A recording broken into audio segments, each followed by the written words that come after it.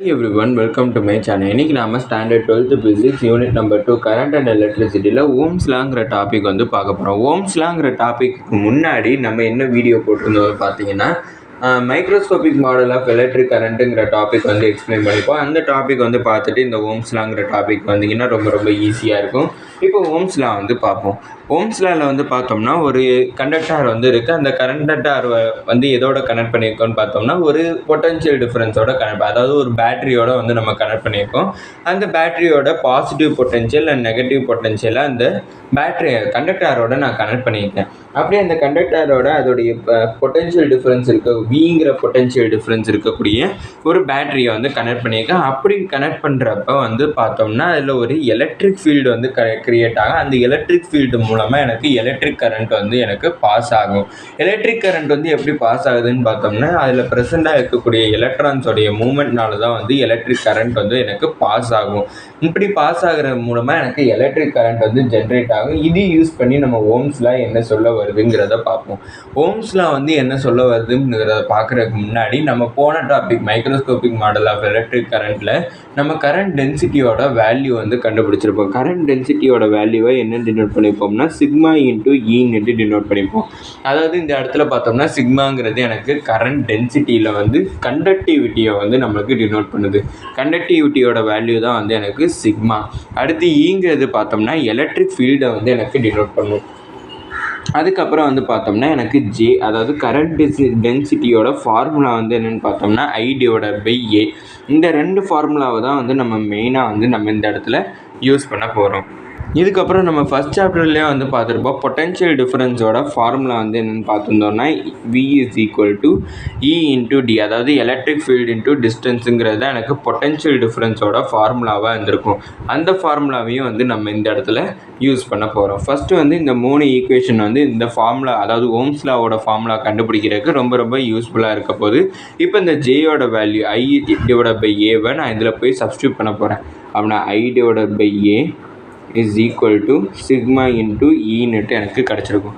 இப்போ இந்த இடத்துல தேர்ட் ஈக்குவேஷன் வந்து பார்ப்போம். தேர்ட் ஈக்குவேஷனில் எனக்கு இ வேணும்னா இந்த டி என்கிட்ட ட்ரான்ஸ்ஃபர் பண்ணுவேன். ட்ரான்ஸ்ஃபர் பண்ணோன்னா எனக்கு டிவிஷன் ஆகும். அப்படின்னா E = V/Dன்னுட்டு கிடைக்கும். இந்த இடத்துல வந்து பார்த்தோம்னா இந்த கண்டக்டாரோட லென்த்தை தான் வந்து நம்மளுக்கு டீன்னுட்டு சொல்கிறாங்க. இந்த கண்டக்டாரோட லென்த்தை வந்து புக்கில் என்னன்னு சொல்லியிருப்பாங்கன்னா எல்லுன்னு சொல்லியிருப்பாங்க. அப்படின்னா E = V/Lன்னுட்டு எனக்கு கிடச்சிருக்கும். இப்போ எலக்ட்ரிக் ஃபீல்டு V/Lன்னு கிடச்சிருக்கு. அந்த வேல்யூவை நான் இங்கே எலக்ட்ரிக் ஃபீல்டுக்கு பதிலாக சப்ஸ்டியூட் பண்ணுறேன். அப்படின்னா I/A = சிக்மா ஈக்கு பதிலாக V/L சப்ஸ்டியூட் பண்ணுறேன். இப்போ வியை தவிர மற்றது எல்லாத்தையுமே நான் இங்கிட்ட ட்ரான்ஸ்ஃபரே பண்ணுறேன். ட்ரான்ஸ்ஃபரே பண்ணுறப்ப எனக்கு என்ன கிடைக்கும்னு பார்த்தோம்னா V = I × L சிக்மா ஏன்னுட்டு எனக்கு கிடச்சிருக்கும். ஏன் பார்த்தோம்னா எல் எனக்கு டிவிஷனில் இருக்குது, இங்கே ட்ரான்ஸ்லேட் ஆகப்புறம் மல்டிப்ளிகேஷன் ஆகிருக்கும். அடுத்து ஐ வந்து அங்கே ஏற்கனவே இருக்குது. அடுத்து வந்து பார்த்தோம்னா சிக்மா மல்டிப்ளிகேஷனில் இருக்குது, இங்கே ட்ரான்ஸ்லேட் பண்ணுறப்ப டிவிஷன் ஆகும். அடுத்து ஏ அங்கே ஏற்கனவே இருக்குது, அது அப்படியே எழுதியிருக்கேன். அப்படின்னா V = I × L சிக்மா ஏன்னுட்டு கிடச்சிருக்கு. இப்போ இந்த L/சிக்மா ஏ வந்து என்னென்னு பார்த்தோம்னா எனக்கு எலக்ட்ரிக்கல் ரெசிஸ்டன்ஸை வந்து எனக்கு டினோட் பண்ணுவோம். ரெசிஸ்டன்ஸுங்கிறது பார்த்தோம்னா இப்போ இந்த கண்டக்டார் வழியாக எனக்கு 2 ஆம்பர் ஆஃப் கரண்ட் வந்து எனக்கு பாஸ் ஆகுதுன்னு வச்சுப்போம். அந்த பர்டிகுலர் கண்டக்டாருக்கு வந்து எனக்கு ஒரு ரெசிஸ்டன்ஸ் வந்து இருக்கும். ரெசிஸ்டன்ஸ் என்னென்னு பார்த்தோம்னா தடுக்கிறது, அதாவது அந்த கரண்ட்டை வந்து போகாமல் தடுக்கிறதுக்குன்னுட்டு ஒரு அந்த எல்லா கண்டக்டர்ஸுமே வந்து ஒரு சில வேல்யூ வந்து இருக்கும். அதுதான் வந்து நம்மளுக்கு ரெசிஸ்டன்ஸ்னுட்டு சொல்கிறாங்க. அந்த ரெசிஸ்டன்ஸை தான் வந்து L/சிக்மா ஏன்னுட்டு அதோட ஃபார்முலா. அப்படின்னா இந்த L/சிக்மா ஏக்கு பதிலாக நான் இந்த ஆரை வந்து சப்ஸ்டியூட் பண்ணுறேன். அப்படின்னா எனக்கு என்ன கிடைக்கும்னா V = IR அப்படின்னுட்டு கிடச்சிருக்கு. இதுதான் வந்து பார்த்தோம்னா எனக்கு ஃபோர்த் ஈக்குவேஷன். இதுதான் வந்து எனக்கு ஓம்ஸ்லாவோட ஃபார்முலா V = IR. இப்போ ஓம்ஸ்லாவோட டெஃபினேஷன் வந்து நம்மளுக்கு புக்கில் என்ன கொடுத்துருக்காங்கன்னு பார்ப்போம். புக்கை கொஞ்சம் பக்கத்தில் எடுத்து வச்சுட்டா ஈஸியாக இருக்கும்.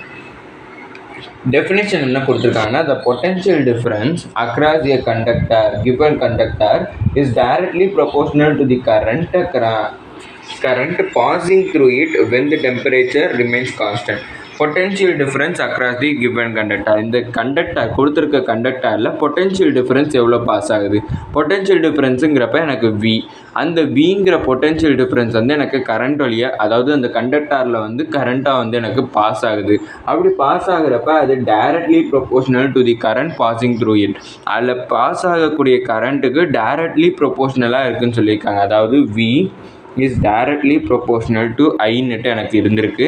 இந்த ப்ரொபோஷனாலிட்டி போகிறதுக்கு வரக்கூடிய கான்ஸ்டன்ட் தான் வந்து எனக்கு ஆராக இருந்திருக்கு. அதாவது எனக்கு எப்பப்பெல்லாம் பொட்டென்ஷியல் டிஃப்ரென்ஸ் வந்து எனக்கு இன்க்ரீஸ் ஆகுதோ அப்போ கரண்ட்டும் வந்து எனக்கு இன்க்ரீஸ் ஆகும். பொட்டென்ஷியல் டிஃப்ரென்ஸ் கம்மியாச்சுன்னா கரண்ட்டோட வேல்யூவும் கம்மியாக இருக்குங்கிறது தான் எனக்கு இந்த V is directly proportional to ஐயோட மீனிங்காக இருக்குது. இப்போ அந்த ப்ரொபோஷனாலிட்டி போகிறதுக்காண்டி தான் இந்த ரெசிஸ்டன்ஸை வந்து யூஸ் பண்ணுறாங்கங்கிறத நம்ம இந்த ஓம்ஸ் லாவோட டெஃபினேஷன் மூலமாக தெரிஞ்சுக்க முடியுது. இதோட இந்த வீடியோ முடிஞ்சிச்சு. மறக்காமல் நம்ம சேனலை சப்ஸ்கிரைப் பண்ணி சப்போர்ட் பண்ணுங்கள். நீங்கள் கொடுக்கக்கூடிய ஒவ்வொரு சப்ஸ்கிரைபும் எனக்கு மிகப்பெரிய சப்போர்ட் ஆகும். அதுக்கப்புறம் இந்த வீடியோ பிடிச்சிருந்துச்சுன்னா லைக் பண்ணுங்க. அதுக்கப்புறம் ஏதாச்சும் டவுட்ஸ் இருந்தாலும் நான் ஏதாச்சும் இம்ப்ரூவ் பண்ணணும்னு நினச்சிங்கனாலும் அதை கமெண்ட் செக்ஷனில் சொல்லிங்க.